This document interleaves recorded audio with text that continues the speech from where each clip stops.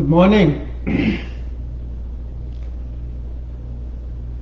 Today, Saturday,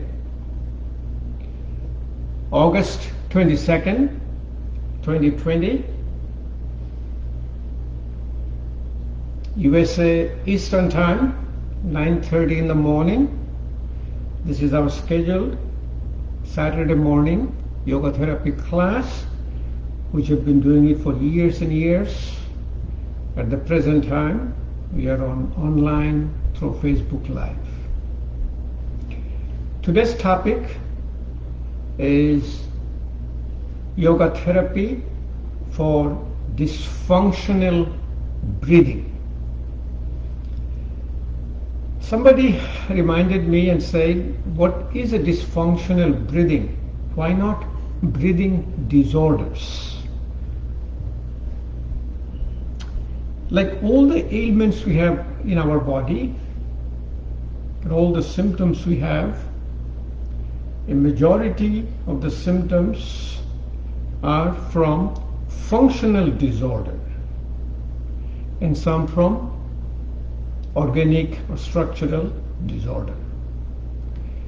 Functional disorder obviously goes away, and we call it a TLC, tender loving care. What is interesting is that in a breathing disorder, there is a large component of functional disorder. As I always mention to you, that yoga therapy is the adaptation of the yoga practices for the patient's or client's clinical condition. We use yoga in yoga therapy. We use Yoga Sutra of Patanjali, 196 sutras, of which 193 is to control your mind. We use 8 limbs practice, Patanjali Ashtanga Yoga, but we use this practice in a modified way. We use the practice, as I said, that is an adaptation based on the clinical condition. Now let's look at what is dysfunctional breathing means, and then we'll show you, and today we'll do the practice. This practice will be the practice of pranayama, and it's a very important practice because this is the practice for your present day crisis, the COVID-19. I heard another term recently, it's called COVID-15. I never knew what that is. Finally find out. With this self-isolation and social distancing, we are just getting bigger and bigger and gaining 15 pounds, 15 kilograms. So this is called COVID-15. And the most important practice for this is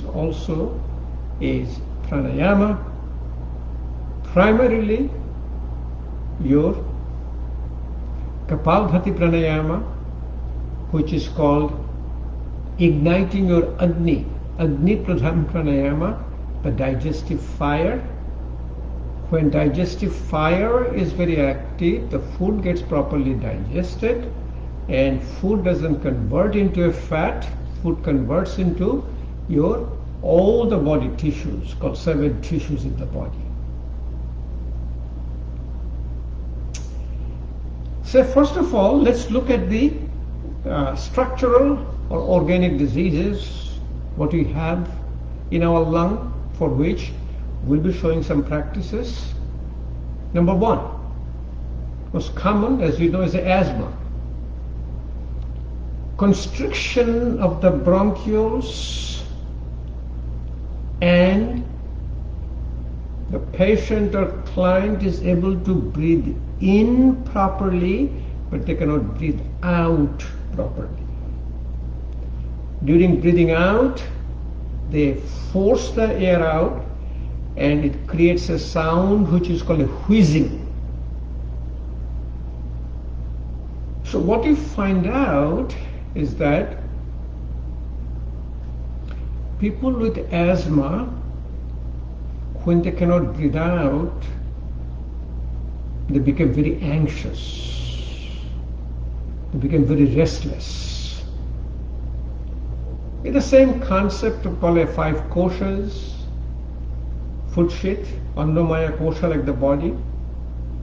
You have a constriction of the tubes which is carrying my oxygen and bringing the carbon dioxide out. It affecting my breathing, my breath shit, annamaya kosha to pranamaya kosha. Then it affects my mind, manomaya kosha. I'm anxious, I'm restless. Affects my judgment, vijnanamaya kosha. Affects my bliss, the comfort, quietness of your body and mind is called anandamaya kosha. So what we have noticed at first, that if you start practicing a breathing technique with a patient with asthma, they do not do well. Because what happened, they have an inherent fear built in. So this is a part of yoga therapy. An ordinary person will say, oh yeah, he or she has a breathing problem, let's start with correcting the breathing. You will never succeed. What you need to do first was a basic yoga practice which is called keeping your spine straight and quieting down your mind. We call Merudanda Achal Manasthir. So what are the techniques? When you're sitting down, you teach that patient or a client how to sit with the spine straight. Always. Sitting in a chair, will keep your spine straight. Sitting in the ground, keep your spine straight. Then you first practicing quieting down your mind. How to do it? Remember that what the mind is? Mind is the content of your 5 senses. In Sanskrit, it's called Shabda, Sparsha, Roop, Rash, Gandha. Shabda is the hearing, Sparsha is the touch, Roop is the vision, Rash is the taste, Gandha is your smell.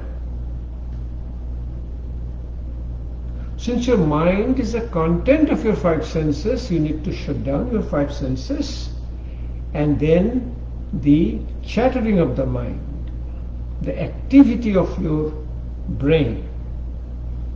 We create a frequency, 2 frequency interacts, cancels, and mind quiets down, which is our Brahmri pranayama, bumblebee breathing. So we'll be practicing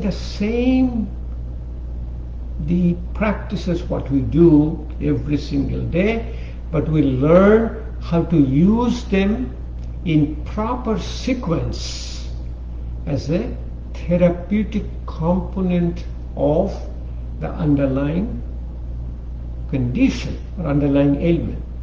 So in a patient with asthma, we'll first start with quieting down the mind. Next, what happens, since they're struggling to breathe, the muscles of respiration here is called a chest muscle called pectoralis major and minor, and the back called latissimus. All the muscles are attached to your upper part of the upper extremities. So we learn how to relax your upper extremities. You will learn how to relax the muscles of respiration with a Brahma Mudra, relaxing your neck, doing a prayer pose to the back, Paschim Namaskar, relaxing your hands with a baby fist called Adhi Mudra, and relaxing your whole body and mind as if you are very fluid, that you are able to breathe in and out without any effort. If you first start doing it in a patient with asthma, they will breathe in, and during breathing out, you'll hold it. You'll never succeed. One thing we have noticed during our practice and also in our research is that if you ask the person to keep the spine straight and eyes closed and recite a poem, recite a verse, recite whatever he or she can memorize, and recite it longer and longer slowly. Even simple verses.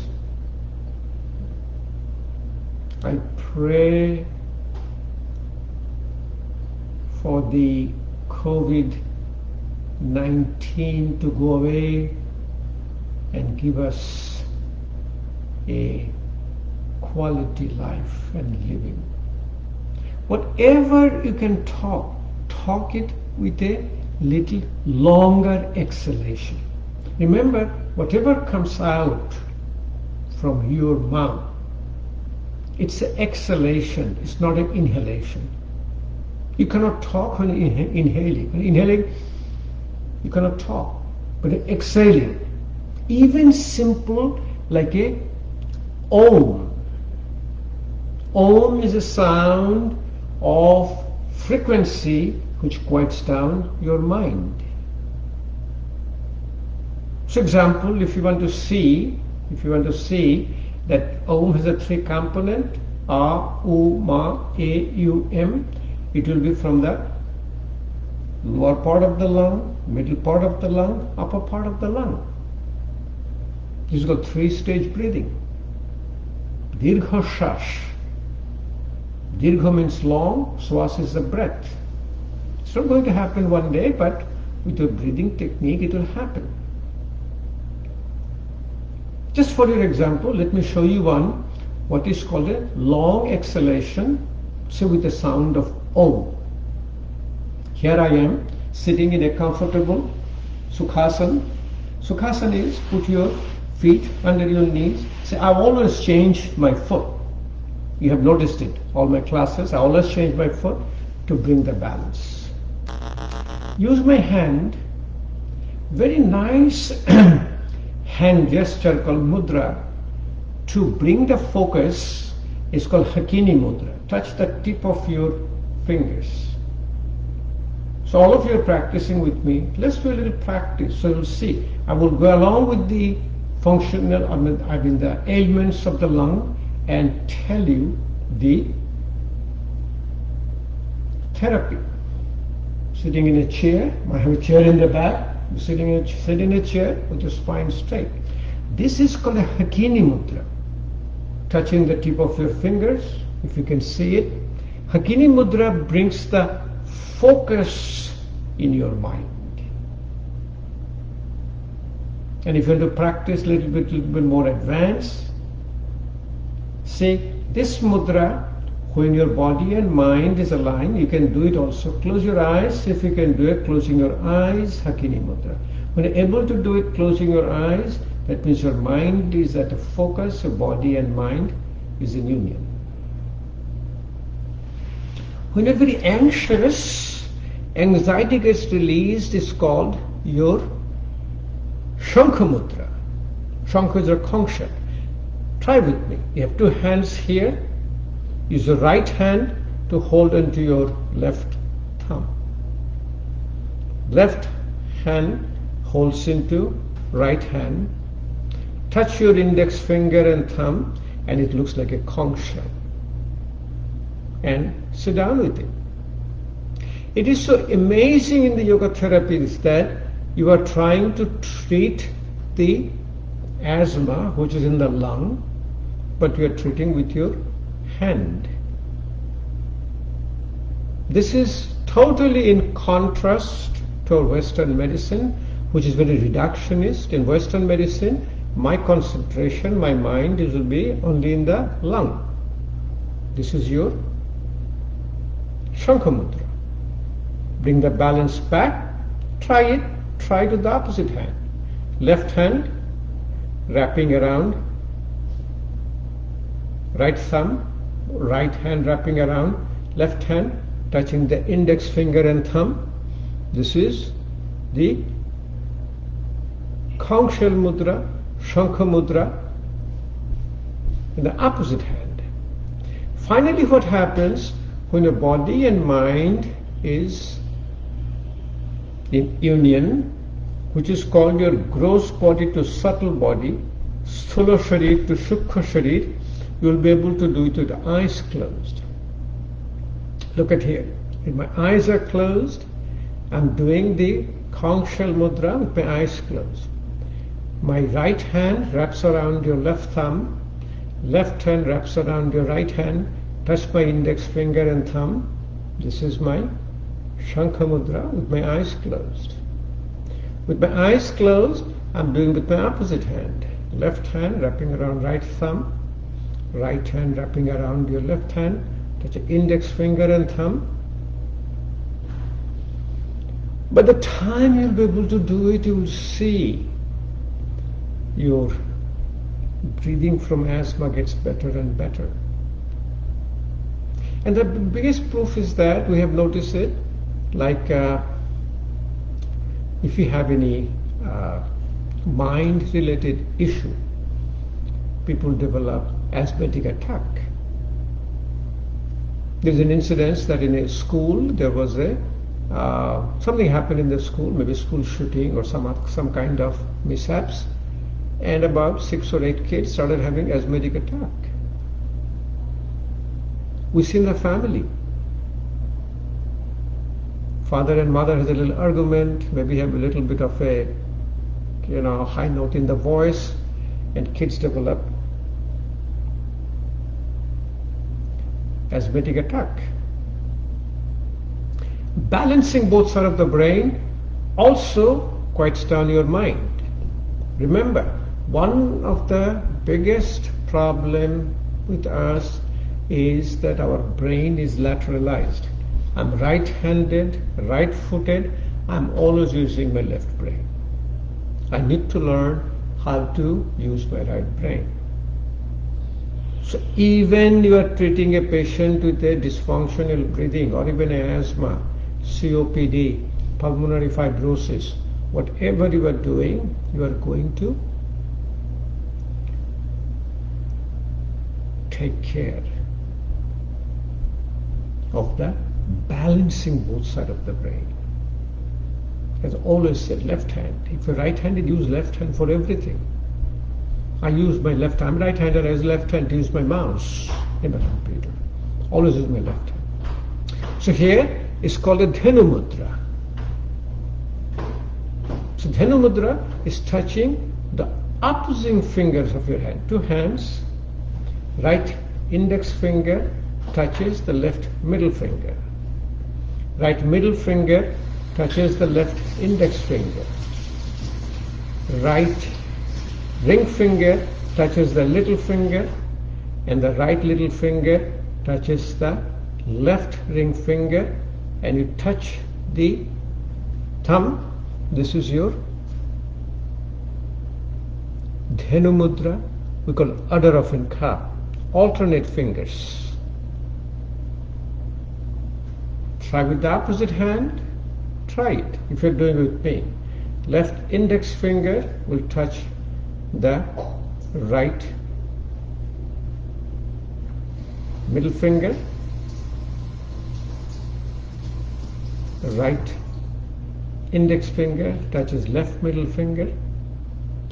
Left ring finger touches the little finger, and little finger, sorry, let me see. Here it is. Ring finger to the little finger to the ring finger, Dhenu Mudra on opposite side. You do the eyes closed. My eyes are closed. The right index finger touching the left middle finger, right middle finger to the index finger, ring finger to the little finger to the ring finger. So once your mind is quiet, use a Hakini Mudra, put it gently over your lap. You breathe out first, you take a deep breath in, and you breathe out with the sound of an Om as long as you can. Remember, all the breathing practices will be within your effortless. If you have any effort, it's not going to help you. Effort is sympathetic. Breathing primarily is parasympathetic. Especially exhalation is parasympathetic, inhalation is sympathetic. So let's show you one time what is a long Om sound means for a patient with asthma. Eyes are closed, hands in a Hakini Mudra on my lap, spine is straight. I'm breathing out first, then I'll take a deep breath in, I'll breathe out with a sound of an Om.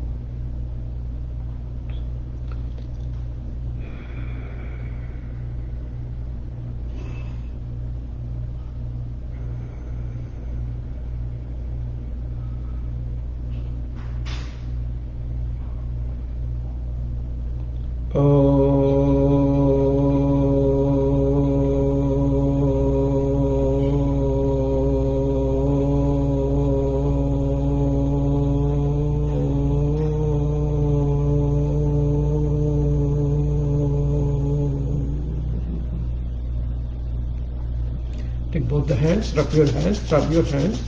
When you feel the warmth in your hands, so thumbing and cupping, put it over your eyes. Let the eyes take all the heat from your hand. Massage your forehead, but this is the very important.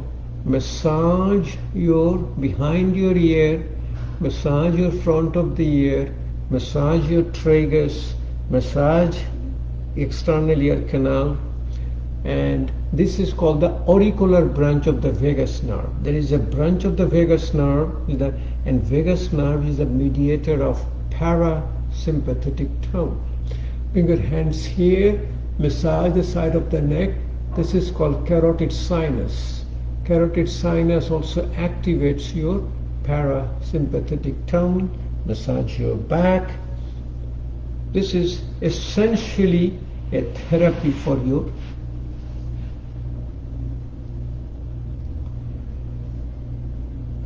asthma. Okay, let me show you a little bit of practices. Same practices will be applied. Next, a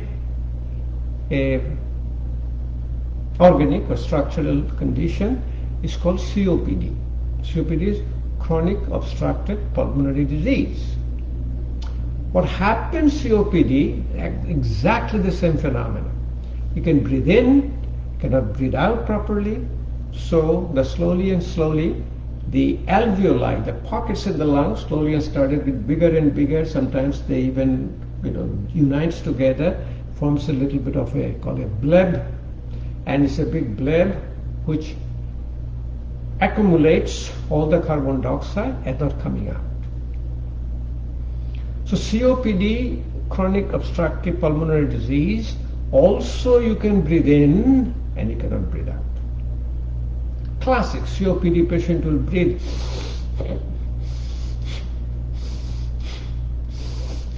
they cannot breathe out. Again, if you teach them how to breathe out longer without any relaxation, without quieting down on the mind, they won't be able to do it. Next condition, which is getting very common these days, is called pulmonary fibrosis. And this is the outcome of our influenza and COVID-19. Remember, COVID-19, influenza, they all starts with the inflammation of the lung. when the inflammation of the lung slowly starts to resolve, body starts to do the healing by laying down fibrous tissue. What is the fibrous tissue? Like example, if I cut my hand, then you will see there will be scar formation to heal. The scar is a fibrous tissue. That fibrous tissue is slowly laid in the lung, and the exchange between the blood and the air in the lung starts to keep going down. So not enough oxygen comes into the lung, to the blood, not enough carbon dioxide comes out from the blood to the lung. So there you practice what is called a breath holding. The breath holding is inhalation, breathing in yogic word is called puraka. Then you hold your breath after inhalation. It's called retention. Sanskrit called abhantarin kumbhak. Abhantarin means inside, kumbhak is the breath holding. Then you breathe out, which is exhalation. And you hold your breath after exhalation, which is called suspension. And yogic term is called a vajra kumbhak, external breath holding.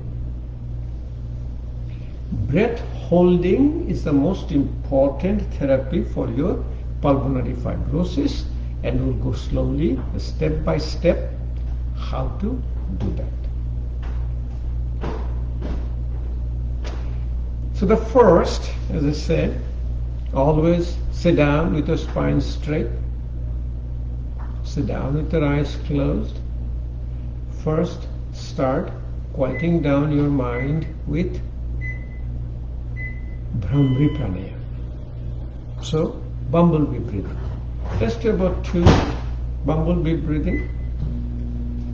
Take your index finger, put it in your forehead, in between the eyebrows.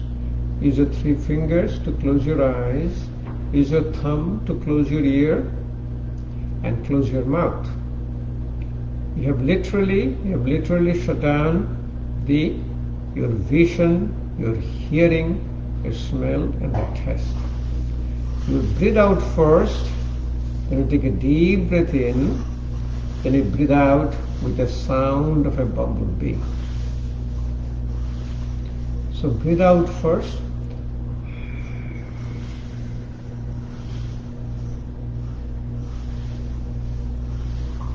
Take a deep breath in.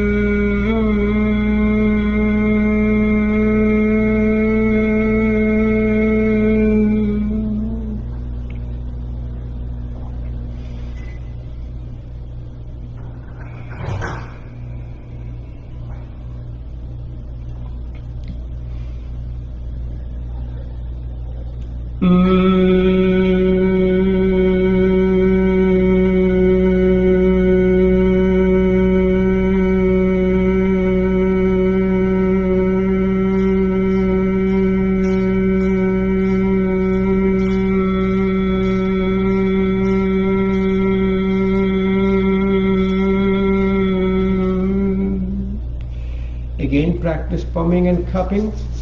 This is a daily practice, continuous practice. You said you were doing yoga 24/7. That's what you're doing. Feeling the warmth in your hand, put it as a cup over your eyes. If you're wearing glasses, remove the glasses. Let the eyes take all the heat from your hand. You'll relax your eyes. Massage your forehead.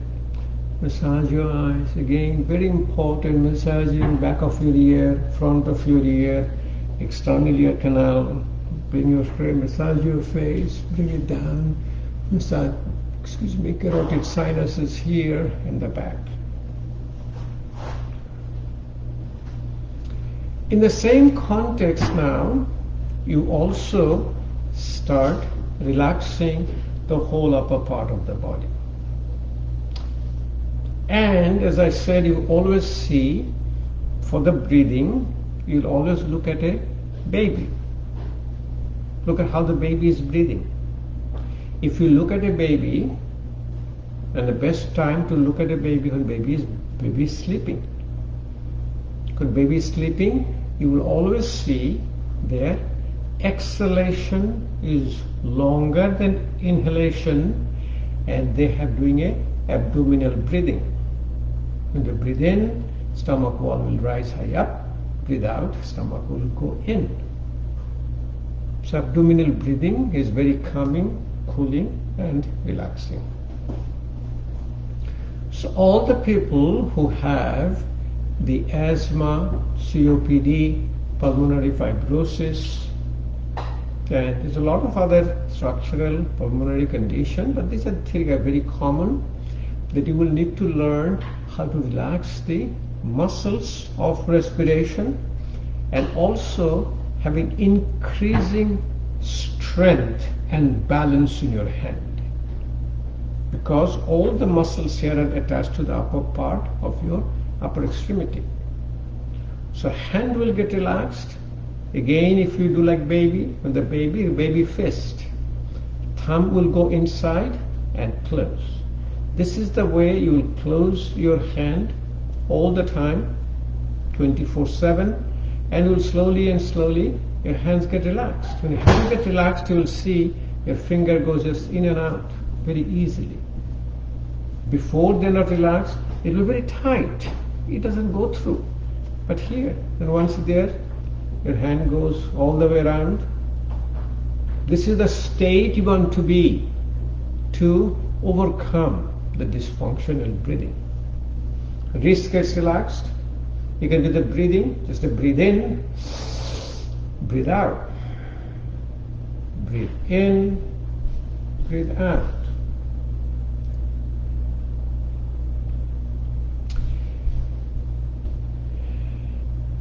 And remember, all the relaxation response which sets in with yoga practice starts with asana. Asanas are sthiram, sukham, asana. Stillness, happiness in the asana pose. Pranayama is the therapy for dysfunctional breathing. And we'll go step by step with each pranayama practice for each different condition. We did a one session called different pranayamas for different diseases. So the first, the upper relaxation, you will do a prayer pose to the back along with your relaxation of the neck with the sound of a bumblebee. All three together, because it cuts down a lot of your practice time. You have all seen me how to do a prayer pose to the back, but let me show you one more time for you to see. Slowly you put your hand to the back, and if you can turn around as a prayer pose to the back, and if sitting in a chair, you do in a chair, and slowly you will see the hand is going to go high up, and slowly going to go high up.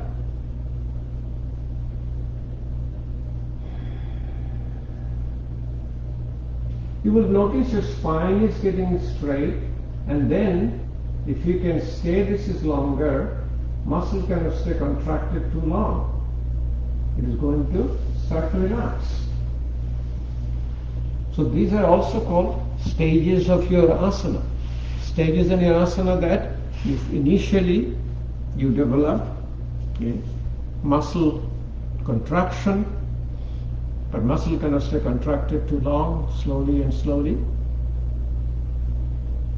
it will start to relax.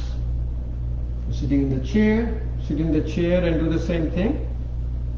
But if you're sitting in the ground, this is called Sukhasana, putting your feet under your knees And then from Sukhasana, if you're a little more relaxed, you can get into, call it Siddhasana.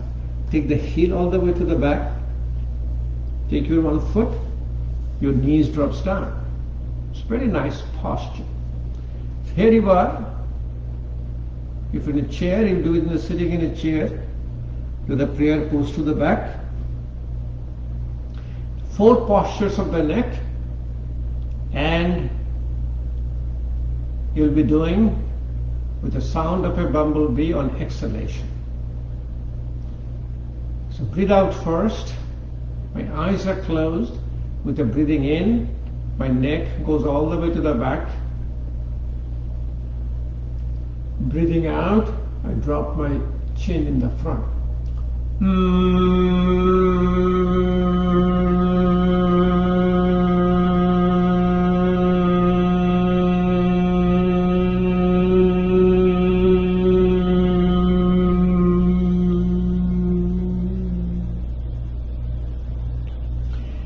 When you drop your chin down, just to be sure that you don't have any pain and you have effortless breathing.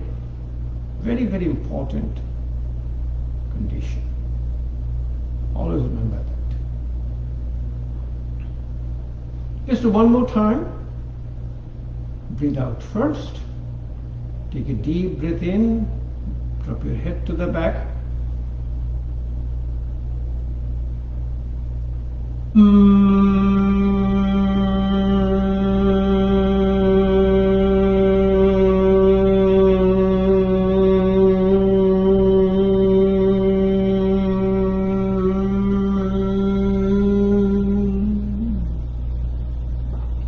If you want to practice, now you practice a breathing.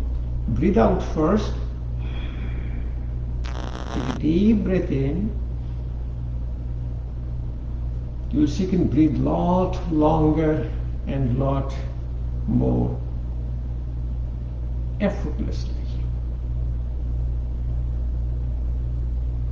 Next is dropping the neck on both sides with the same technique. Always breathe out first in a yoga practice. As long as like a balloon. It is a 4.5 liter capacity called vital capacity. Tidal volume, the breathing, we only breathe 0.5 liter. So breathe out first. Take a deep breath in. Drop your neck to the left side.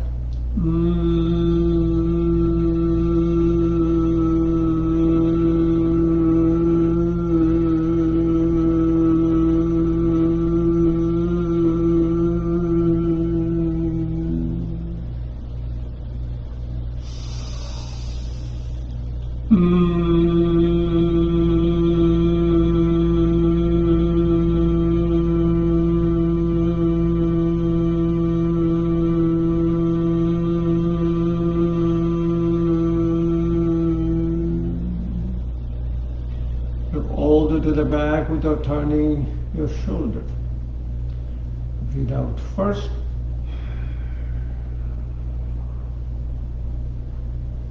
A deep breath in.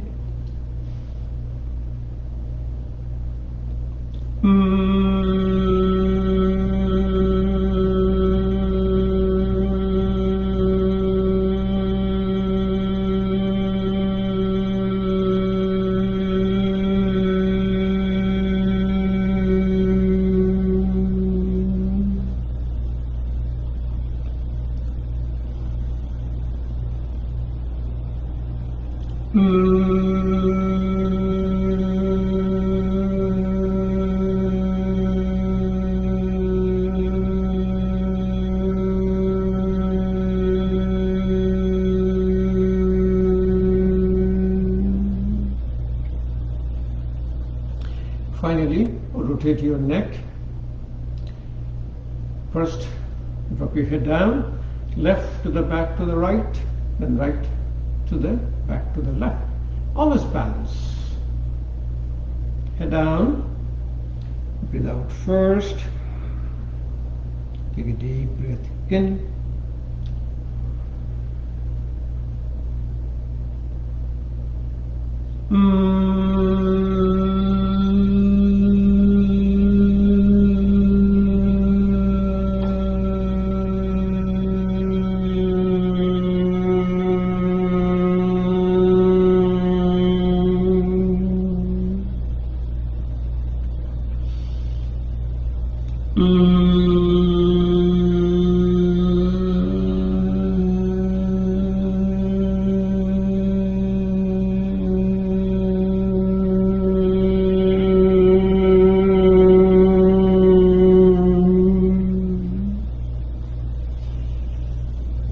That is good enough. In my book and in my DVD, I have a whole section how to relax the upper part of the body. Now, the functional breathing, as you notice, somebody who is in stress. How do they breathe? Rapid, shallow breathing. And people in the stress do not live longer, because the stress creates the NCDs, non-communicable diseases, metabolic syndrome, truncal obesity, diabetes, hypertension, coronary artery disease, high cholesterol, dyslipidemia, and we don't live too long. You have to learn how to slow down your breath and in a deeper breathing like a baby. Especially sleeping. You have to learn how to sleep like a baby with your breath. And I'll show it to you today.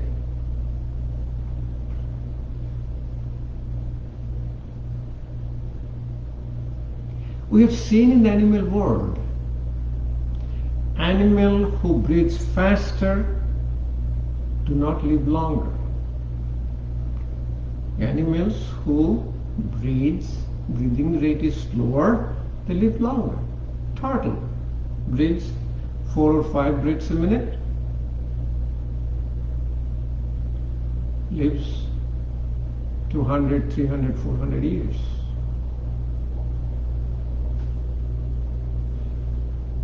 Dog, on the other hand, breathes about 30, 40, 50 breaths a minute. Listen, that life expectancy is 15, 18, 20 years. So to learn how to slow down your breath and deepen your breath. With the practice, neuroplasticity sets in. Neuroplasticity is the input in the brain where the brain has a transformation or change, both structurally and functionally. So I'm also developing relaxation, and relaxation. I have saliva in my mouth. I'm getting relaxed. So I'm progressing. Remember, in stages,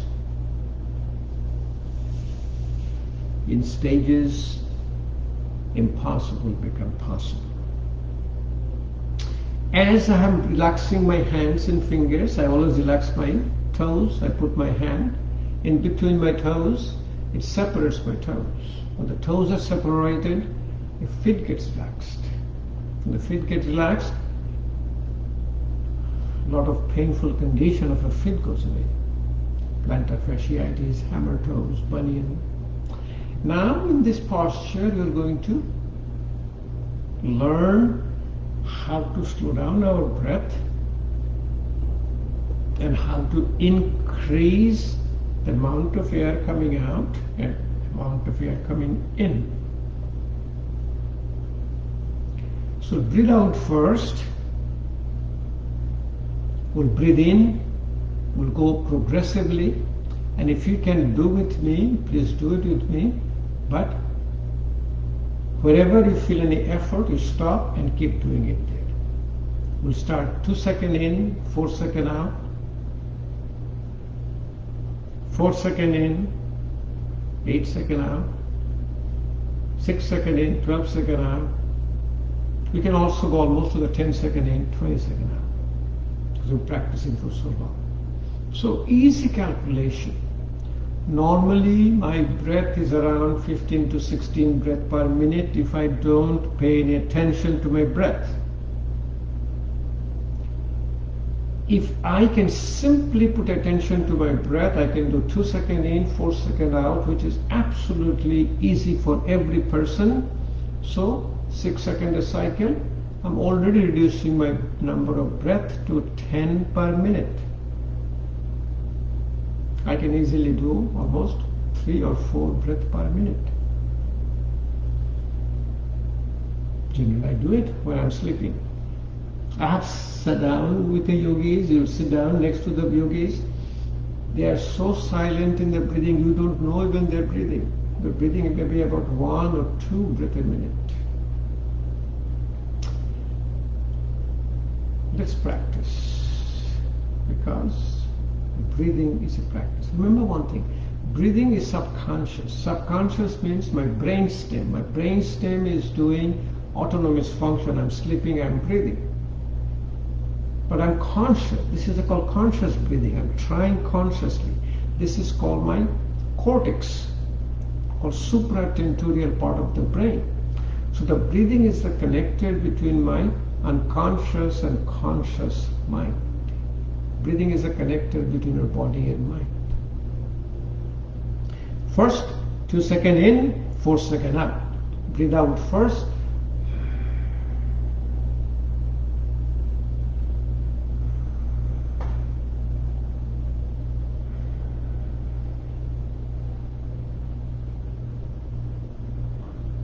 Very easy to do. You can do it on yourself. Please do it on your, do 3 seconds in, 6 seconds out, 4 seconds in, 8 seconds out. Let me just jump a little ahead. Let me do 4 seconds in, 8 seconds out. Breathe out first. Four seconds in, 8 seconds out.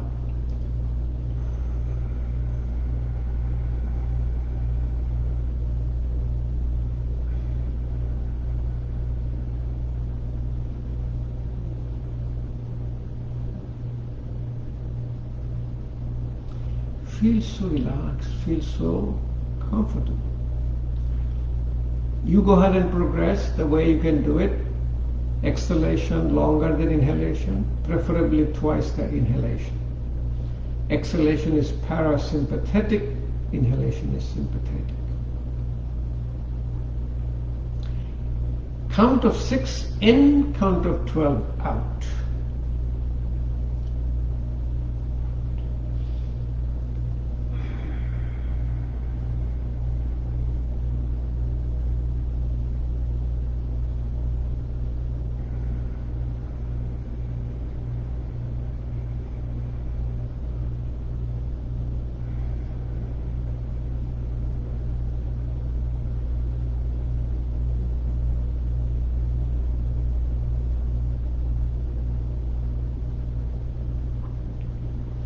Comfortable.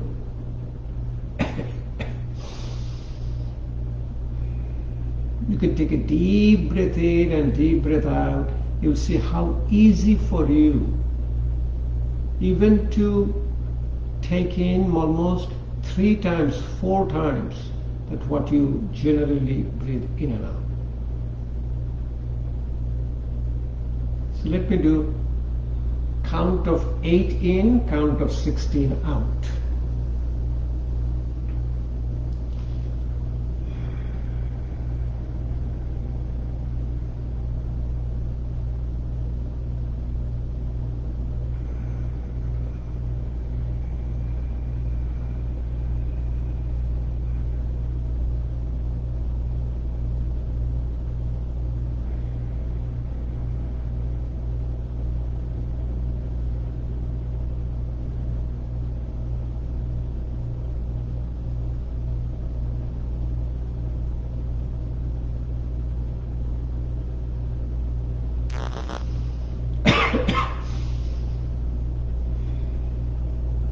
Wonderful experience. Now if I want to breathe out,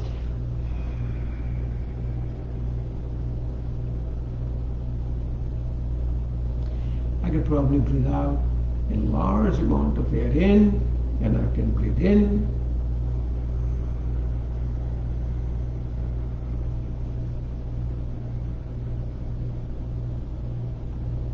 from half liter, I may go up to 1.5, almost 2 liter. That brings to the yogic breathing is called your Dirgha Shas, 3-stage breathing. Lung has 3 lobes, lower lobe, middle lobe, and upper lobe.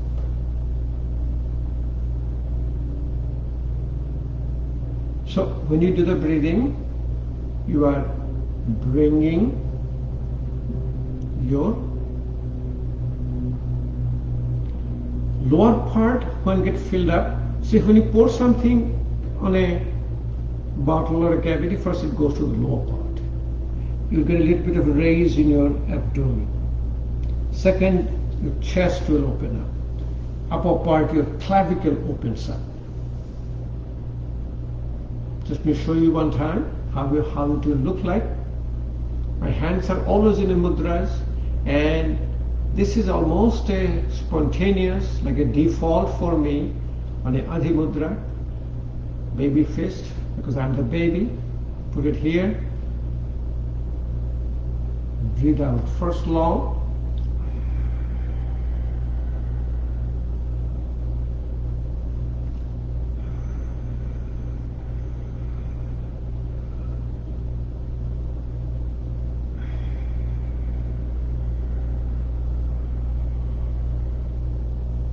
When also comes out, first your upper part gets empty. Remember, the bottle is full. When you empty it, upper part will come, then the middle part and the lower part. It will be like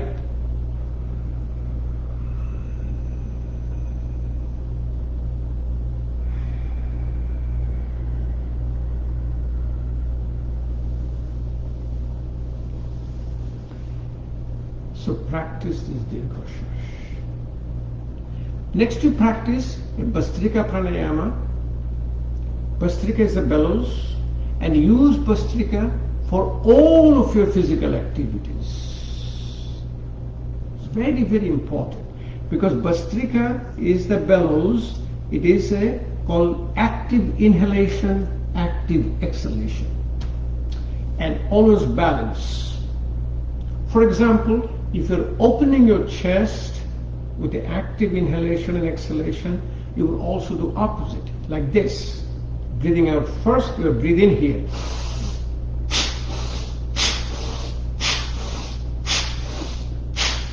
Notice that I'm breathing in here, breathing out here. Next time with the balance, I'm breathing in here, breathing out here. It'll be like this.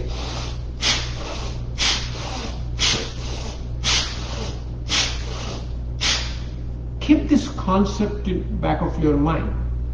This is the yoga therapy concept. And every way you do it, if you do it handing in from the front, like you breathe in, then breathe out.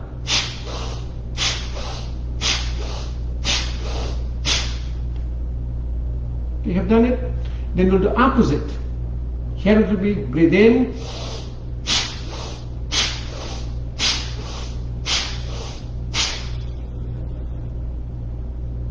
and the reason is you're activating both sides of your brain.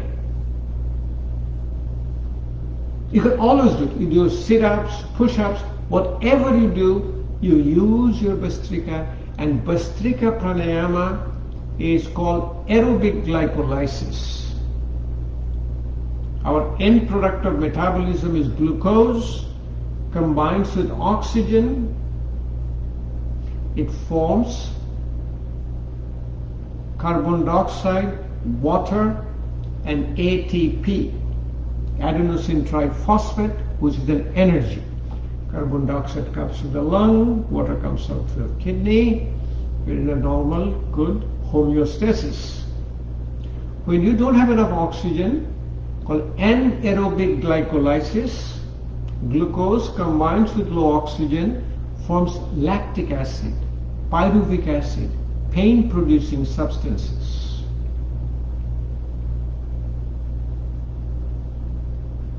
That causes pain. So when you have a pain in any part of your body or joint, you do the Bhastrika Pranayama, along with that posture which causes pain. A classic example. You want to walk or you want to run, you are not preparing your body and mind, you are running, you are not properly breathing. So what happened during running? The muscles did not have enough oxygen. Muscles produce lactic acid.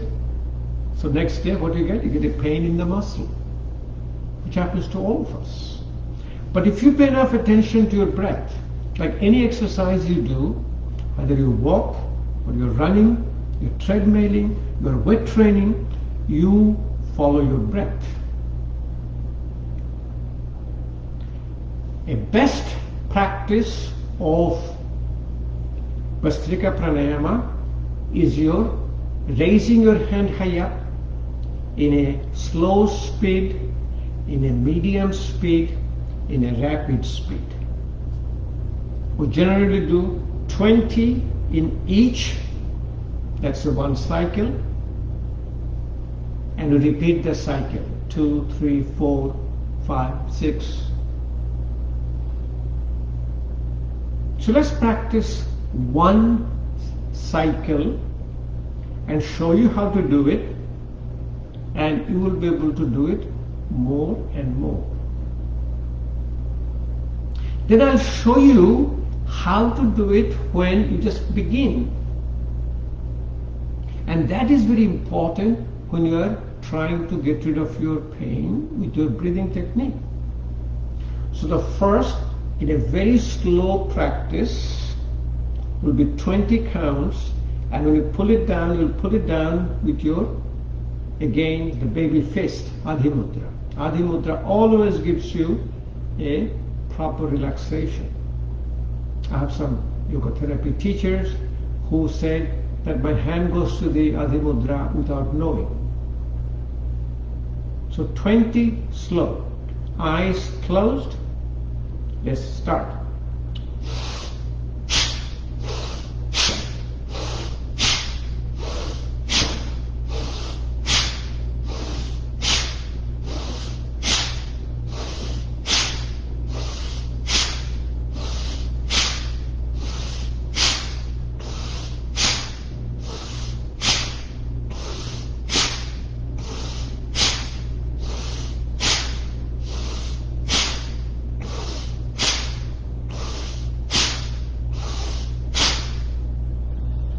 Slow. It's very important for people who has a Vata predominance. When your doshas are primarily Vata, you're very mobile, you're very slow Bhastrika Pranayama. In a medium speed, which you primarily do for a Pitta people, and very rapid speed you do with the people with the Kapha doshas. So let's do about 20, medium speed. Same, hand will come down in a Adhi Mudra.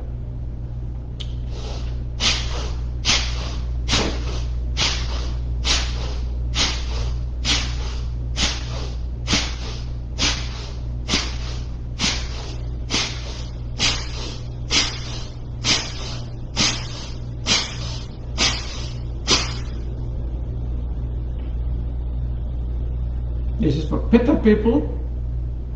For Kapha people, we do very rapid 20 counts, like this.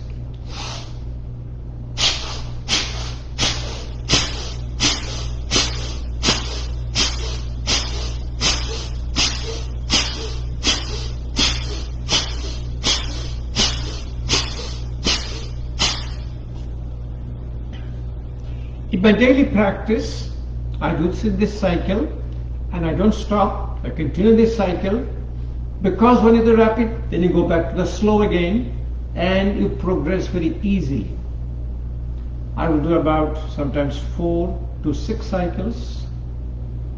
3 to 4 is the minimum for me, and I do it daily. Even with the very slow Bhastrika Pranayama, I get a saliva in my mouth, which is your parasympathetic activation. We'll do like even sit-ups. We'll do that. Even all the movements we do with the Bhastrika Pranayama. active asana practice. Then when you start, initially what you do, you breathe out first and try to do it equally. Remember, normally breathing in is active, breathing out is passive. In a regular Bhastrika pranayama, you'll be doing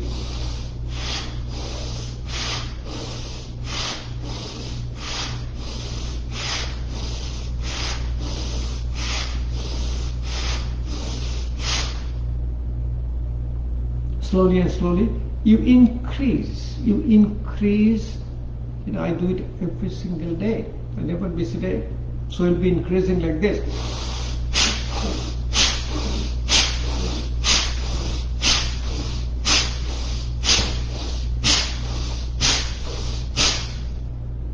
I'll give about 100 counts, and I'm effortless. I'm talking, I'm breathing, I have absolutely no effort. I practice every single day. I do Jalneti every morning, so you'll have some drainage coming out.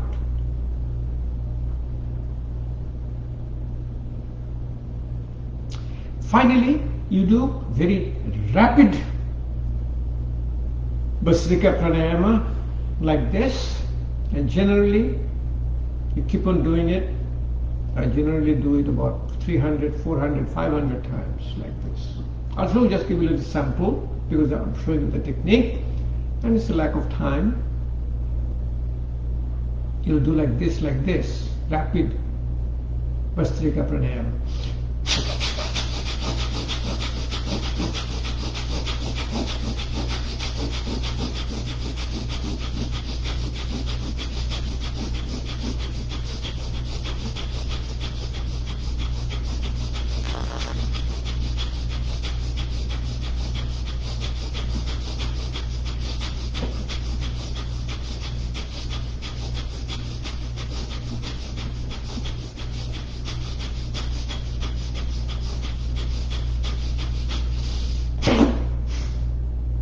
I did 100, but nothing happened to me.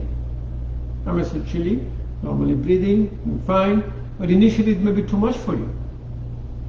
I can do it about 500, 400, 500, which I do it every day. And then what you do, when you have a painful condition, you do Bhastrika pranayama in that. Suppose I have a pain in my knee, and this is the portion, or this is the position my knee hurts. I will put little short of pain, and then in that posture I will have my hand in the Adhimudra, and I'll be doing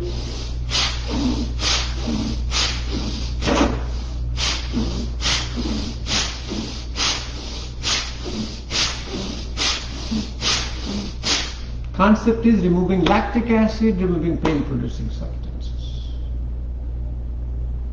Pain in my neck, wake up in the morning, have a neck pain. These are immediate relief with the yoga therapy. I turn my neck when there is a pain, and short of it, then I'll be doing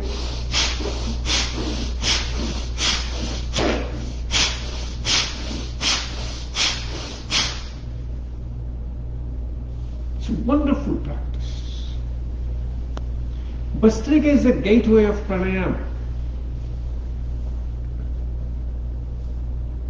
Once you do the Bhastrika pranayama, next you practice for your underlying pulmonary condition is a breath holding.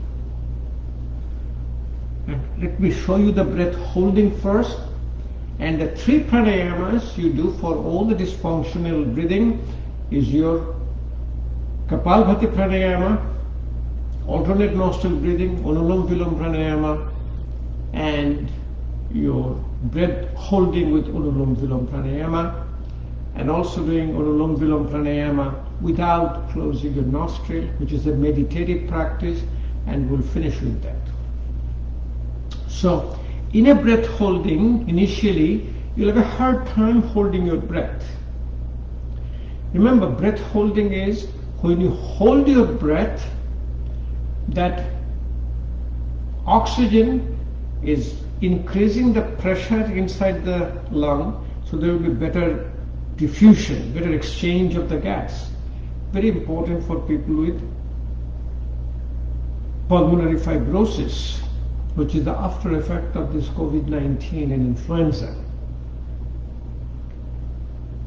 Most of the people cannot hold their breath for too long.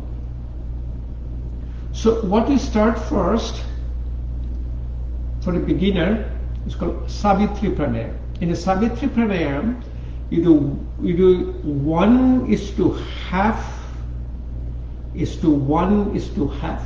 Means if you breathe in 1, you hold your breath half, you breathe out 1 and breathe out in a half. So let me show you a very simple way. So let's breathe in with a count of 6 in and hold in to count of 3. Then breathe out at the count of 6 and hold at the count of 3. And if you can do the Savitri Pranayama a little longer and longer, then we'll do a Nadi Shuddhi Pranayama, and we'll show you how to do the Nadi Shuddhi Pranayama.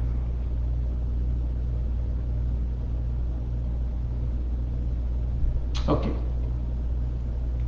Again, the hand.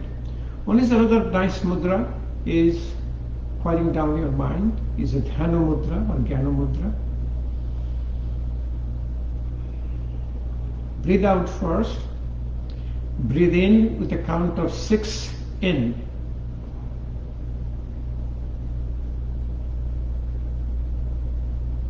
Hold your breath to the count of 3. Breathe out to the count of 6 out.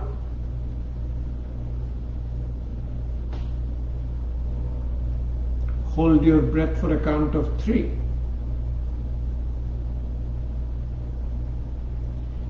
Savitri Pranayama. Profound cardiovascular and neuropsychiatric effect.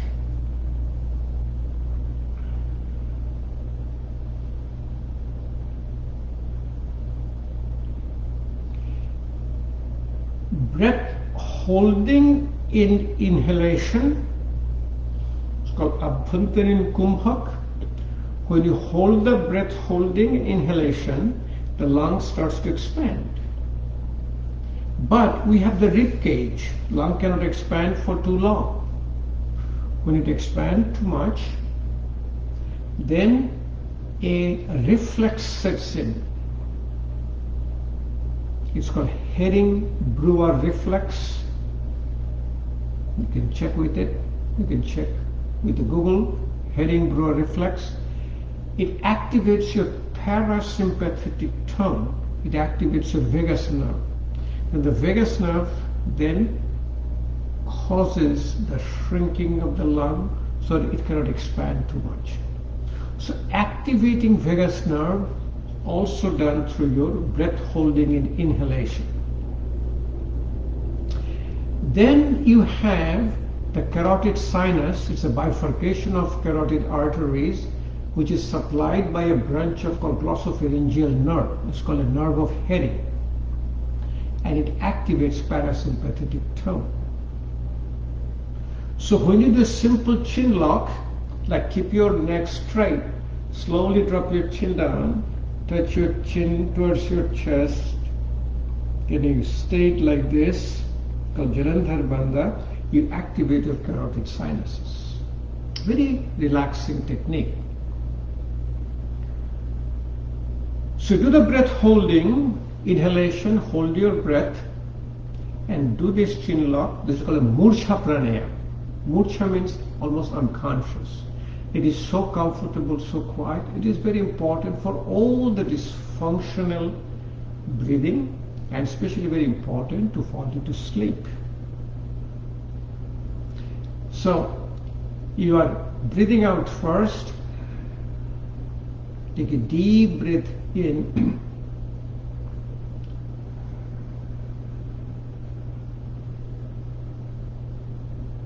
Hold your breath and slowly drop your chin down, bring chin to your chest.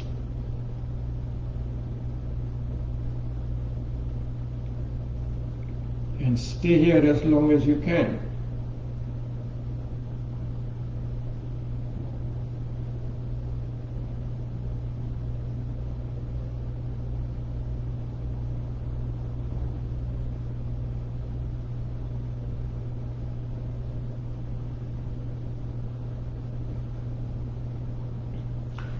Wonderful practice. Mursha pranayama. Breath holding in inhalation with a chin lock. Breath holding in exhalation with the abdominal lock. Breath holding in exhalation is called a Bajra pranayama. Bajra means external, or called a Bajra kumbhak. And with a abdominal lock, you suck your stomach in and hold. So the practice will be, you breathe out first. You breathe out first.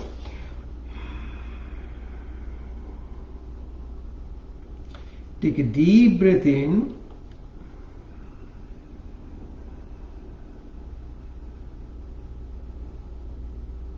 Completely breathe out. Suck your stomach in and hold.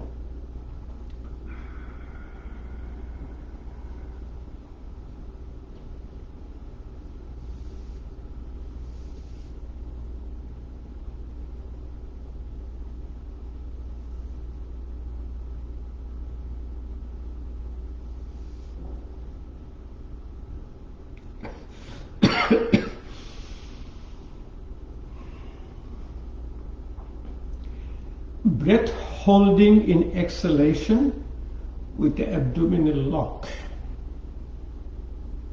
When you relax enough, you can move your abdominal wall, massaging your intra-abdominal content, which is called your Agni Sarkriya. Agni is your digestive fire. Shara in English called essence. Essence of your digestive fire. Kriya is your action. Same way what we did, but then you move your abdominal wall to massage all the internal organs. Because remember, massaging the internal organs is a therapy. And I'll show you more and more how even your Kapalbhati pranayama helps you. Again, breathe out first. Remember, my hand goes to Adhi Mudra so easily. Breathe out first. Take a deep breath in.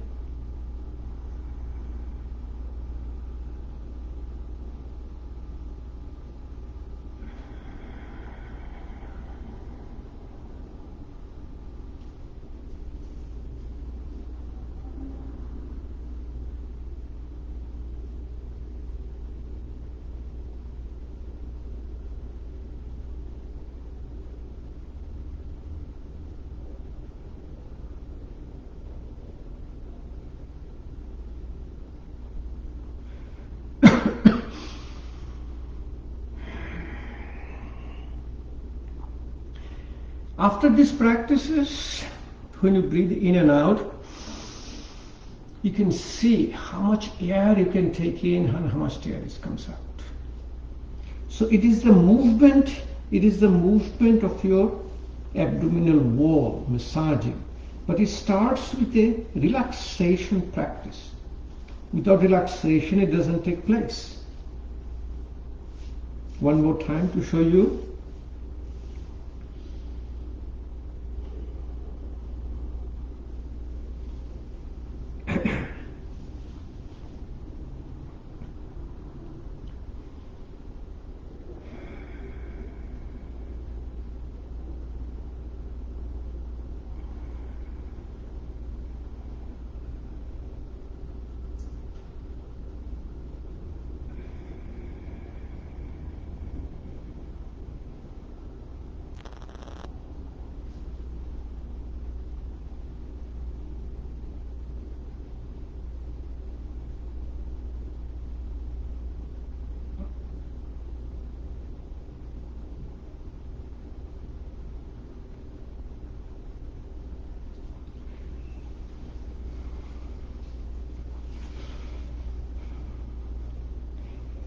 I practice every single day.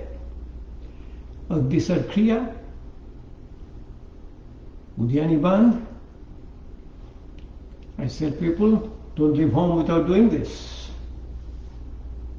You have a Mula Bandh, very important root lock. Do the same thing, you breathe out, contract your pelvic floor, anal sphincter, pull it up and hold.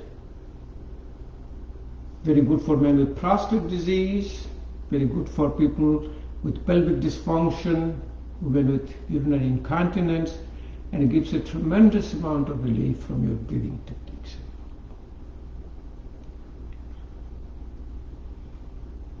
So showing the techniques, but at home when I do it, I'm very quiet, I'm very silent, and I'm doing it. And you do a lot better. You do a lot better. And you have all the monitors here. We're monitoring ourselves. So all the three locks or bandhas can be done together. It's called a Mahabandh, great lock. Let me show you one time. Very good for your breathing, and it's also called a Kundalini Jagaran. It's all your chakras, moving from lower chakras to higher chakras. Breathe out first.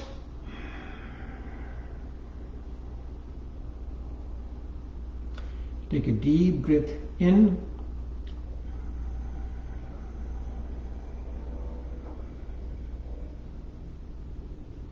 Completely breathe out.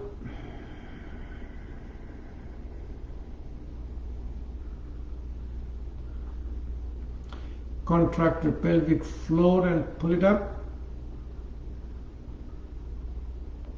Put your abdominal wall in. Drop your chin down and hold.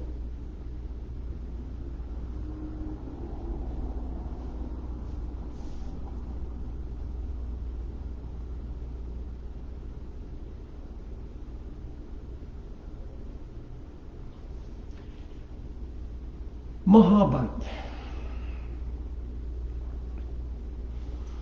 Very good for your people with intrinsic pulmonary diseases, especially people with pulmonary fibrosis. Remember, all the functional disorders of the breathing taken care by quieting down your mind. And we'll show you at the end and how to do it. And you see that I'm always changing my foot after a while, always bringing the balance back. This is the yoga therapy. Kapalbhati pranayam is called your Agni Pradhan pranayam. It primarily is a metabolic pranayam. It helps all the metabolic condition, but it also massages your lung. Massages your lung so all the carbon dioxide comes out. When the massages the lung, it massages your heart. It's very good for your cardiac condition because it hits the diaphragm. And the word Kapalbhati, called Kapal is a forehead, Bhati is a shining. That means all the toxic air is coming out. Your inside fire called Agni is getting more and more. And you develop Tejas. Tejas, Prana, Teja, Oja. Pranayama. Prana is a life force. It keeps us awake, alert, and alive. In a Kapalbhati pranayama, you do the mudras. This is called Dhana mudra, Jnana mudra, quiets your mind. Index finger down is called Vayu mudra. It controls your vada and it also controls your pain. Shunya mudra, it improves your hearing. Prithvi mudra, earth mudra, it helps your grounding for diabetes, obesity. Varun mudra, it helps your bladder function, fluid content in your body, skin condition. ring finger, little finger and thumb, Shakti Mudra or Prana Mudra, strength, prana. Apna Mudra is a clearing, it's called a Pachan Mudra, digestion Mudra. Index finger down, called Apna Vayu Mudra. This is also for your improving your heart condition. It's called a Linga Mudra. It helps in removing congestion. It's called a Ganesh Mudra, remover of obstacles. So all the mudras, what we do about few counts of Kapalbhati Pranayam. In a Kapalbhati Pranayam, you bring your awareness in the belly button, push your belly button in the back, this balloon goes down, hits the diaphragm, hits this balloon, air comes out.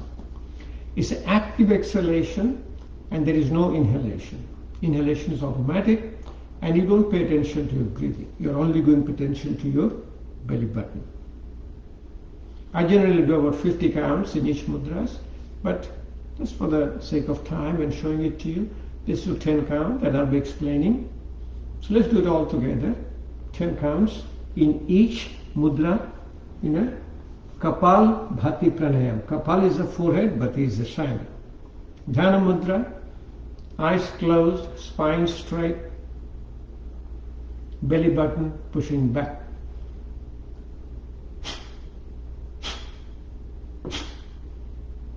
Very slow, 1 per minute. And you have no idea, keep on doing it and let me tell you, you have no idea that even when you're breathing. You are breathing in between without knowing. You are developing a little bit of a pause in between breathing, which is called a Keval Kumbhaka. You are slow enough and you are doing that without knowing. When you do it very rapidly, Kapalbhati Pranayama, it calls a Kriya. There are 6 Kriyas called Shat Kriya. Kapalbhati is also a Kriya when it's done very rapidly, but effortlessly.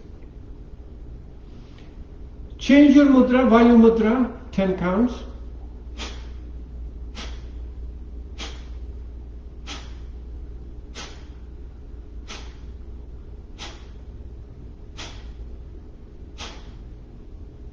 Notice, I have paid no attention to my breath. Breath is happening on its own. You cannot hold your breath. The body will breathe in. Body will learn how to breathe in. So if you keep on holding your breath, your concentration comes, your mind comes into the breath because you're going to breathe in. Keep doing it. Change. This is a Shunda Mudra. Massages your inner organs. Massages your liver. Massages your stomach. Massages your spleen. Massages your pancreas. Massages your colon. Massages your small intestine. For women, massages your uterus. Massages your tubes. Massages your ovaries. For the men, massages your prostate. Prithvi Mudra massages your lung. Removes everything out of your lung. All the dirty contents comes out. This is also called voluntary removal of toxins in your body. Keep doing it, let me tell you the benefit. Normally, your toxins like a stool, urine, perspiration, it is to come out. But here, on your own, you can remove it.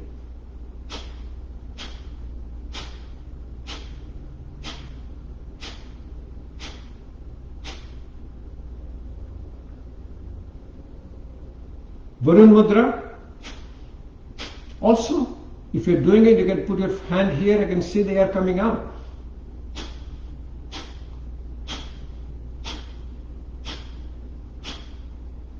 Only the air is coming out, no air is going in. Air is going in on its own, without for you, without knowing it. That's Kapalbhati Pranayama.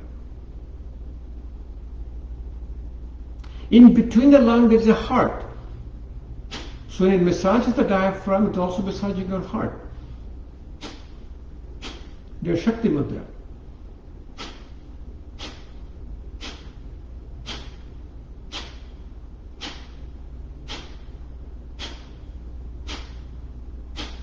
Apna Mudra, middle finger, ring finger and thumb. When the lung is, our heart is massaged, when the heart has a condition, we massage. We put a massage from outside called CPR, cardiopulmonary resuscitation.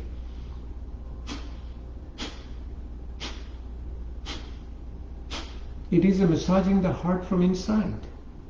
And this is called a heart mudra. Index finger down with a apna mudra, called apna vayu mudra, called a hridaya mudra. Very good for your heart and lung condition. So if you want to do it, you have a cardiac condition, you do it very gently, Kapalbhati pranayama with this mudra.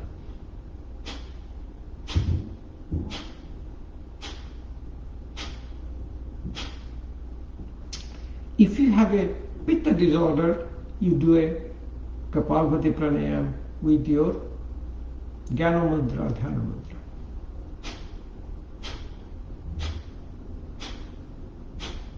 If you have a Vata disorder, you do a Vayu mudra. Index finger down, thumb in the top.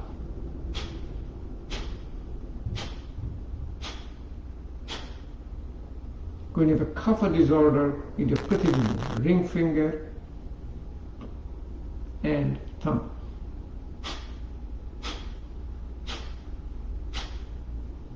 There's a lot of other ways you do Kapalbhati pranayama. There is no beginning, no end. This is one of the most important pranayama, and we want you to practice every single day. Balancing both sides of the brain is your alternate nostril breathing, Anulom Vilom pranayama, and we'll see with your Anulom Vilom pranayama with the breath holding, which is called Nadi Shuddhi pranayama. Left hand use a mudra, your Jnana mudra or Dhyana mudra. Use your right hand to close your right nostril. You don't have to push all the way down, just put it underneath. Breathe out first through your left nostril.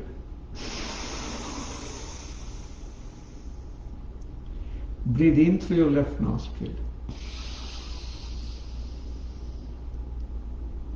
Drop your hand down, close your left nostril, breathe out through your right nostril.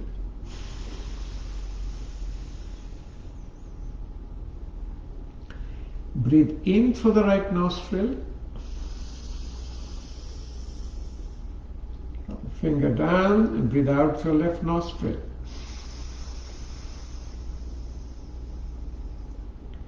Left nostril is controlled by the right brain. Keep doing it, let me tell you the benefit. Right brain is intuitive, right brain is female, right brain is cooling. Left brain is called Chandranari, moon energy, and also called your Airanari, cooling.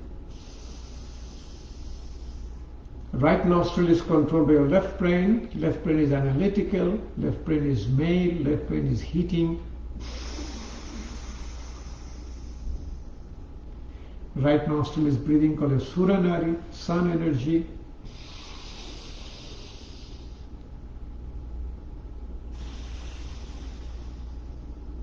It activates both sides of your brain and it quiets down all the activities of the brain. Extremely good for your anxiety, extremely good for your all neuropsychiatric disorder and all the functional pulmonary disorder. Sometimes your hand really has a little bit of a bothersome in that you can support your hand with the other hand. Then slowly you put your index finger and middle finger in between your eyebrows and the third eye. Close your eyes, bring your awareness in the third eye and do the alternate nostril breathing. Also what you can do with the left hand, hold on to your right earlobe. This is called a super brain yoga. It brings the balance back.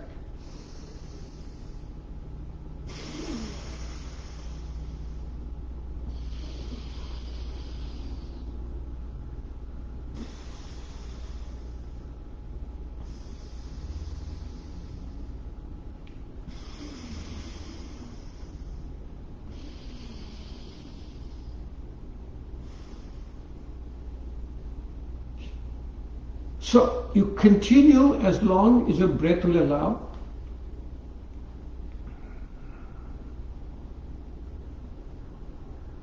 For us, we do about 5 to 10 minutes. And also to balance it, you can do it with the left hand and also the right side. In the left, the same way, you put your index finger and middle finger in the third eye, controlling left nostril with the thumb.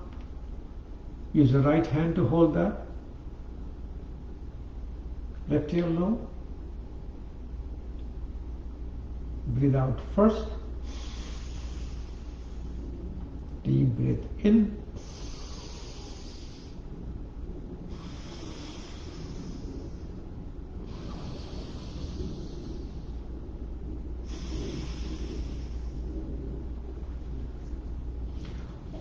It's very good for people with also your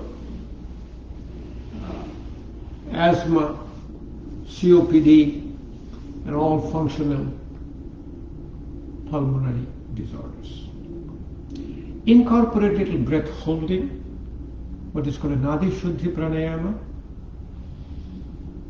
You use a mudra called a Vishnu mudra. Drop your index finger, middle finger down, make a pinch with your little finger, ring finger and thumb. The ratio is 1:4:2. Generally start with a 4 in, 16 hold, 8 out. And when you get better and better, we just slowly increasing it. 5 in, 20 hold, 10 out. Let me show you one round and you do it with me. Then you'll be doing it at home. As I said, when you do it more comfortably at home, it's a lot better. Again, the same mudra you have. You are closing your right nostril. You breathe out through your left nostril. Breathe in at the count of 4 in. Hold your breath at the count of 16.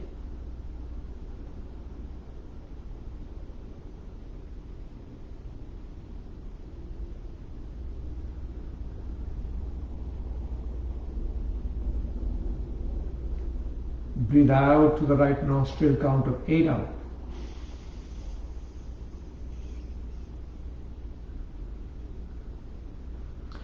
Now what you will do, you will incorporate more. I will do the same, breathe in 4 with the right nostril, but when you are holding the breath, I will use a chin lock. Like use a Murcha Pranayam with your Nadi Shuddhi Pranayam. See how beautiful it is. Breathe out first. Breathe in through your right nostril at the count of 4 in. Hold your breath at the count of 16 with the chin lock.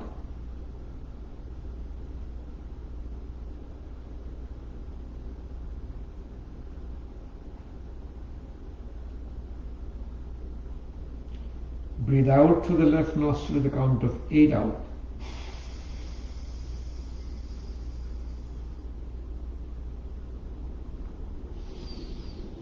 Keep doing it at home. You will see the effect of it, then you will know. Remember, when we live in this universe, what do you say? We expire. Our last breath comes out. Lung stops, then the heart stops, and the brain stops, and all of our cellular function stops. So if you improve your pulmonary function, you improve your cardiac function, improve your brain function, improve your cellular function.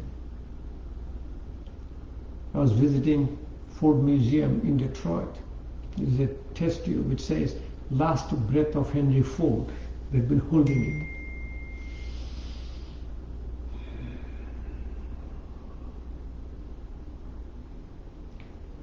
Brahmari Pranayama, bumblebee, we already shown it to you. You stop your 5 senses and create a bumblebee. We did it at the beginning.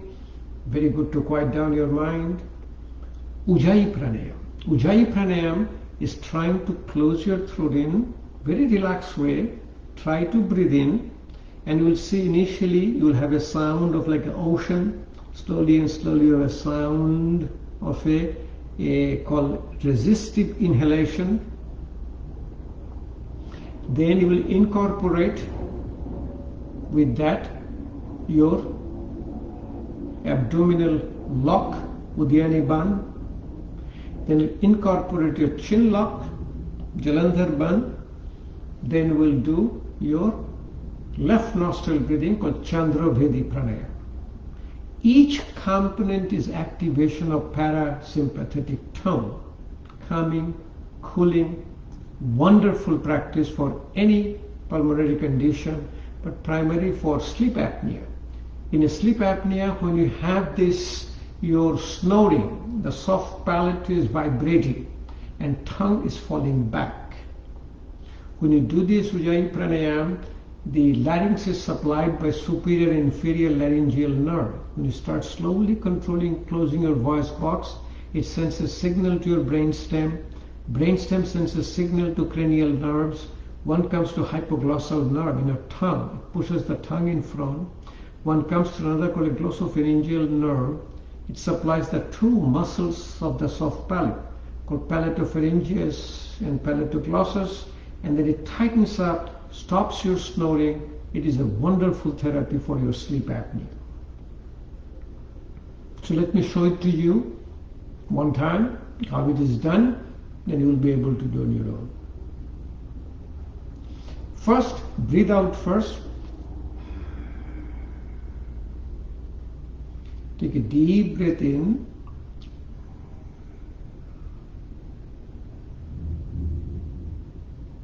Completely breathe out.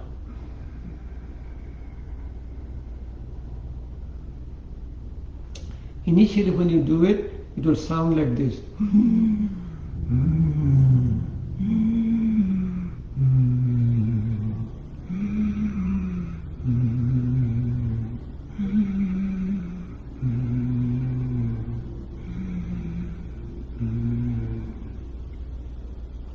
Slowly and slowly, when it tightens up more, it will be like this.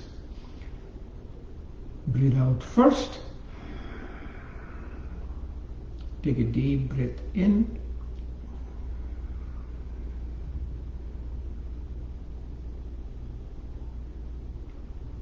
Completely breathe out.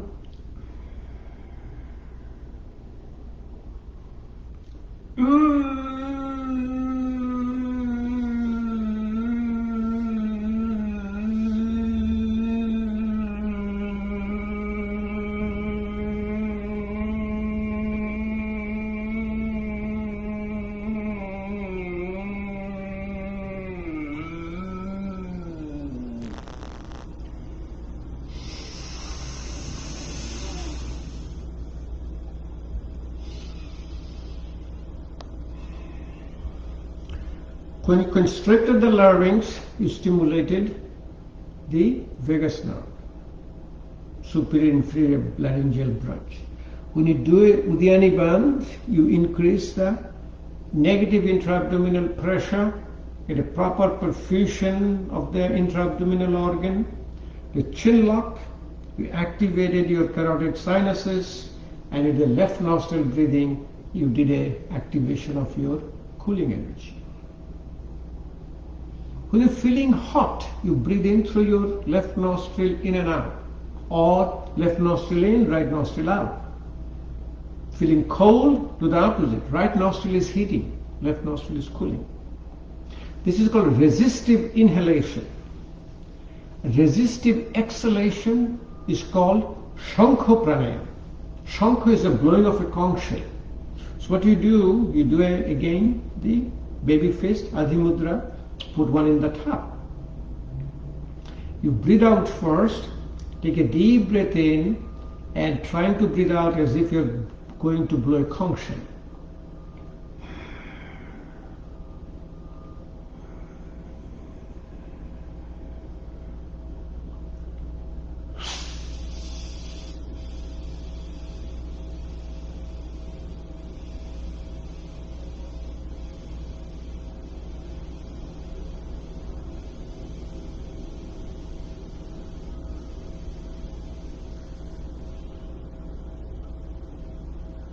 Do it a few more times. Again, Adhimudra, one in the top. Breathe out first.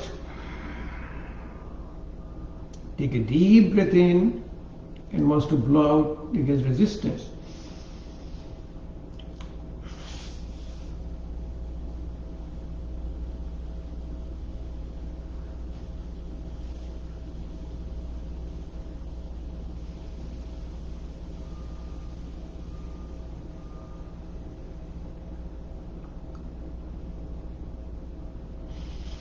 Always breathe through your nostril. Do not breathe through your mouth. Nose is like a personal air conditioner. When the air goes in, it gets filtered. If outside air is warm, it will cool it down. If outside air is cool, it will warm it up. Air goes on the side of the nostril called your turbinates. That air goes into your larynx and to the lung. During the process from the mucosa, it secretes a substance called nitric oxide. Nitric oxide is a powerful vasodilator. It opens the blood vessel. It also activates the endothelium, lining of your blood vessel. It secretes your cyclic GMP, acetylcholine. It increases your parasympathetic activity. If you breathe through your mouth, you don't know where the air has gone in. Maybe in the lung, maybe in the stomach. But we do breathe through your mouth for a cooling pranayama, Sitali pranayama and Sitkari pranayama, another called Shodanto pranayama. In a Sitali pranayama, you stick your tongue out, breathe through your mouth, the whole tongue, close your mouth, breathe out through your nostril.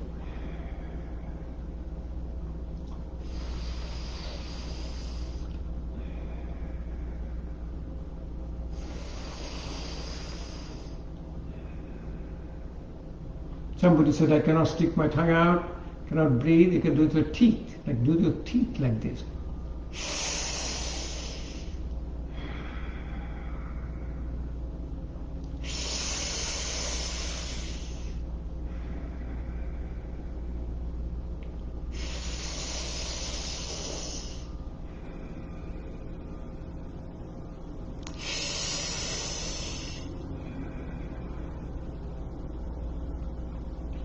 Very good for cooling down for women with hot flashes, men with gastroesophageal reflux. Let me show you how to sleep and how to use your breathing for your sleep. And it's very important. It's a very important practice for all of us. And I want to show it to you so that you breathe like a baby. Or so you sleep like a baby and breathe like a baby. So the best way to do it is that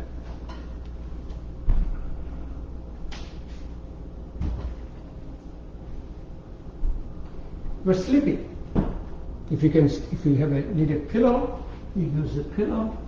And I will show it to you. Yogis don't use a pillow, but how do they sleep? First, if you sleep, you lay down on your back first. If you need a pillow, you put it, always remember, you put your chin below your forehead. Don't do like this. This is sympathetic. So if you have to put a pillow underneath, it's good. Then you follow a baby. You'll see how the baby sleeps. Yeah. Baby sleeps in a called a Supta Baddha Konasana. To put both the feet together, you sleep like this.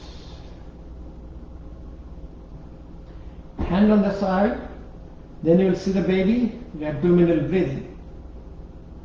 Breathe in, abdominal wall will rise high up.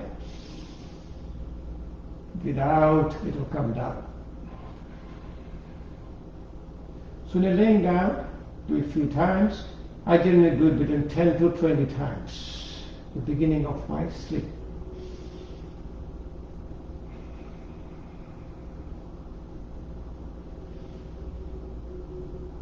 Many a time when I breathe out, I do a little like a bumblebee, like this.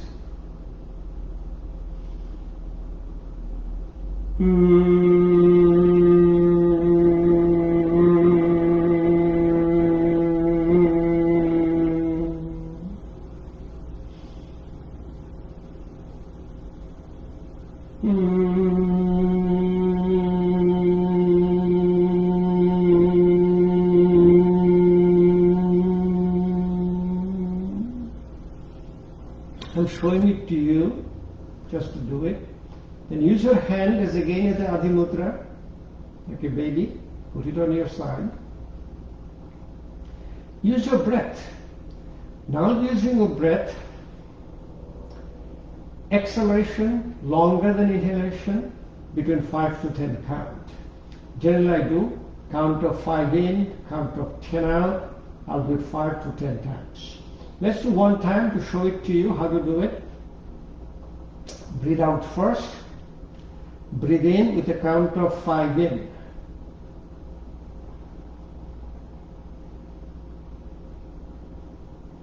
Breathe out with a count of 10 out.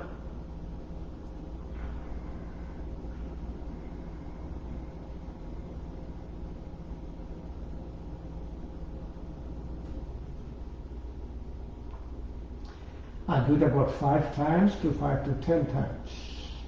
And my feet bends like this in a Supta Baddha Konasana. Then I incorporate breath holding. I do the same ratio. 1 in, 4 hold, 2 out. So I'll do 4 in, 16 hold, 8 out. And when you do the holding, remember all the thought process, all the thinking you are doing, it will all go away because your mind will be concentrating, hearing and breathing. So the way to do it, again, I will do it again between 5 to 10 times, but show you only one time. Count of 4 in, count of 16 hold.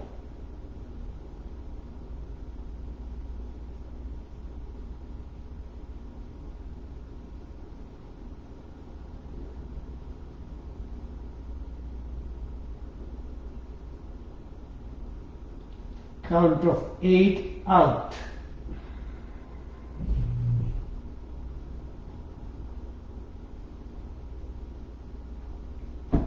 Slowly and slowly, I increase longer and longer time because I can do it a lot more. Like I will be even doing it. It's a count of 10 in. I will hold it, maybe count of 20 or 30.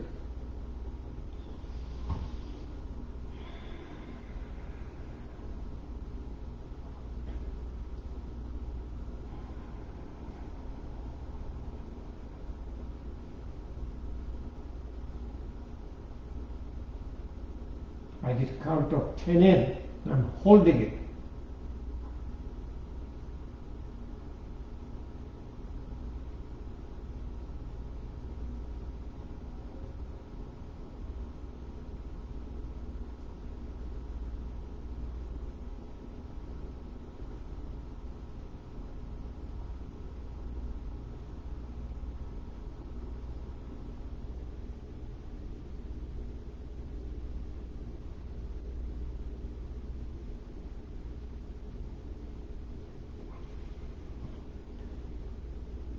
Almost close to 40. Then I slowly turn on my right side. Initially I sleep on my right side. In a yogis generally, they use your hand like this and they sleep in a fetal position. This is the way the babies are inside mother's womb. Initially, my inside temperature is very high. During sleep, inside temperature comes down. Left nostril is cooling. I create a balance. So inside is your heating, and slowly for some time, the cooling air goes in, and when the side you are laying down, the opposite nostril opens up. My left nostril is open. All the cooling air is coming in, trying to bring my sleep. After a while, when I feel that the sleep is coming, I go back to sleep on my left side. So, just to show you how I do it. If you need a pillow, again, you can put a little pillow underneath. This is the way I also sleep these days.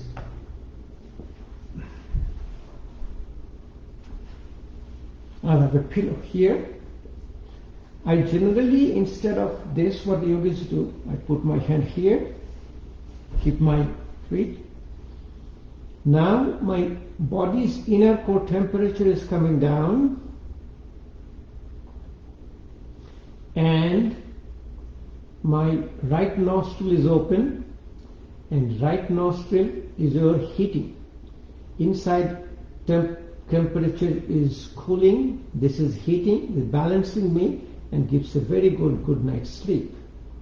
I get stage 3 and stage 4 sleep very easily. When I get up, straighten up my leg, put my one hand and slowly I get up. Sit down. I don't get down all suddenly. Sit down for a while, balance my hemodynamics before I go down. So use your longer exhalation and breath holding during your sleep. All the thinkings you have, because you cannot sleep because your 5 senses are active. When your 5 senses are active, to control the 5 senses is your breath, especially breath holding. And the most important calming, cooling, relaxing pranayama or breathing technique is called your pranabho pranayama. The pranabho pranayama and the om pranayama. Pranabho, om has a 3 component. A, U, Ma. A, U, M. A comes from the lower part of the lung. Ma comes from the middle part of the lung. And U comes from the middle part of the lung. Ma comes from the upper part of the lung. In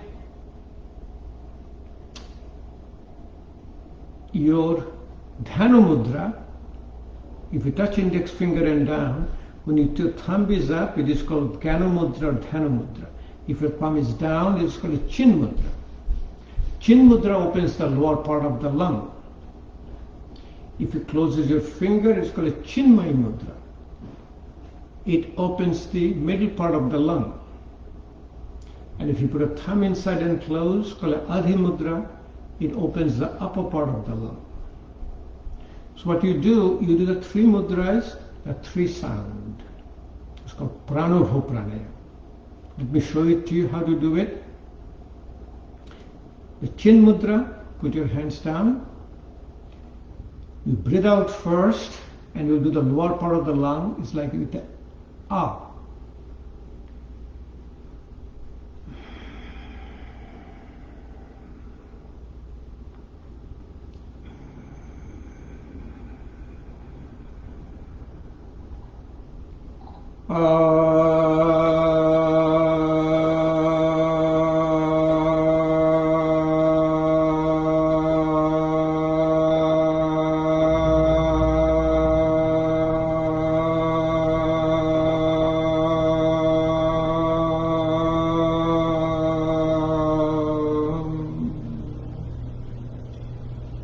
In a chin mudra, U.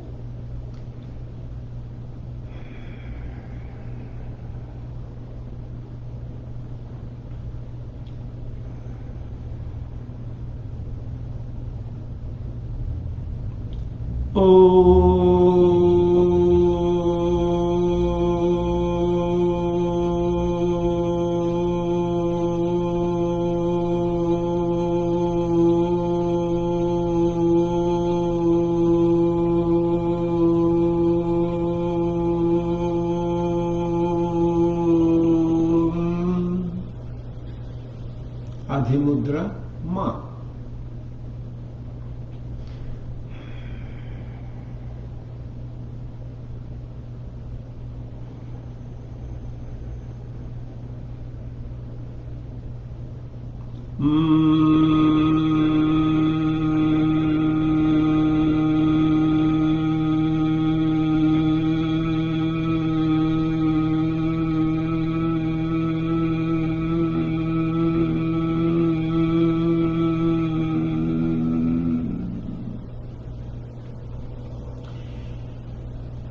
Let's finish with a meditative pranayama. It's an alternate nostril breathing without closing your nostril. This is called your balance between your body, mind and spirit, union of your body, mind and spirit. Very simple to do and very easy, because your gross body and subtle body, the body and mind is, you can always access your subtle body. I can touch tip of my nose, touch of my forehead, touch my ear, touch my knees, touch my toes. So I can always access my breathing.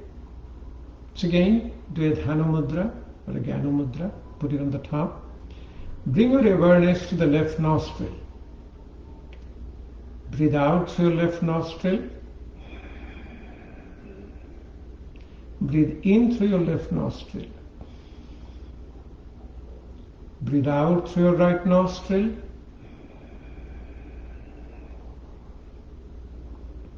Breathe in through your right nostril.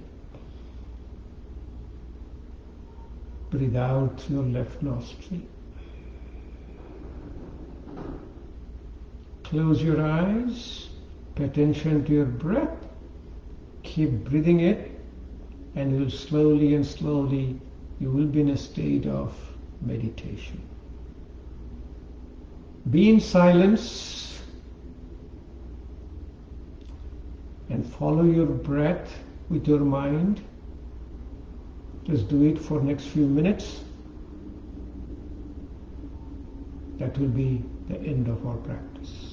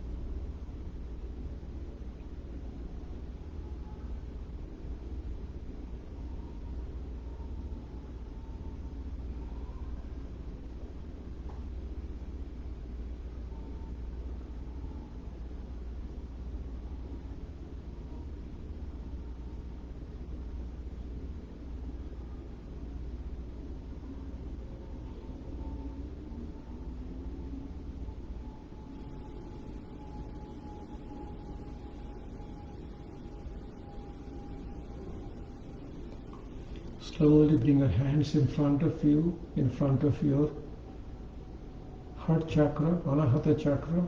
Touch your little finger and thumb. Separate your ring finger, middle finger and index finger. This is called a lotus mudra, Padma mudra. It connects your body, mind and spirit. Slowly bring it close to your heart. Heart is the site of our soul. We are always looking for our soul. Self-discipline, self-discovery, self-realization. This breathing technique called pranayama, along with meditation, is a therapy for dysfunctional breathing. Yoga therapy is a wonderful practice. Put our hands together in a gesture called Namaste. I honor the divinity within you. You are divine. And essentially, finish it again with another palming and cupping. Rub your hands, rub your hands. When you feel the warmth in your hand, if you're wearing glasses, remove your glasses. Put your hand over in the eyes like a cup. Massage your forehead, massage your eyes, massage your ear, in the back, in the front, inside the external canal, face, ear and neck, carotid sinuses, in the back. And this is the practice you will really need for the present day crisis, because COVID-19 is affecting our lung initially. Improve the lung function a little bit better.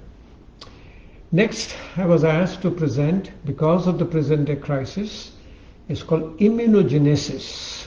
Immunogenesis means immunity from within. So let's do next Saturday, I'll present a yoga therapy for immunogenesis. And for all of you, please join us for next Friday. It will be a session in Bengali, and Saturday. Bengali session will be for insomnia and sleep apnea, and Saturday will be for immunogenesis. Thank you for joining. We'll see you again next week.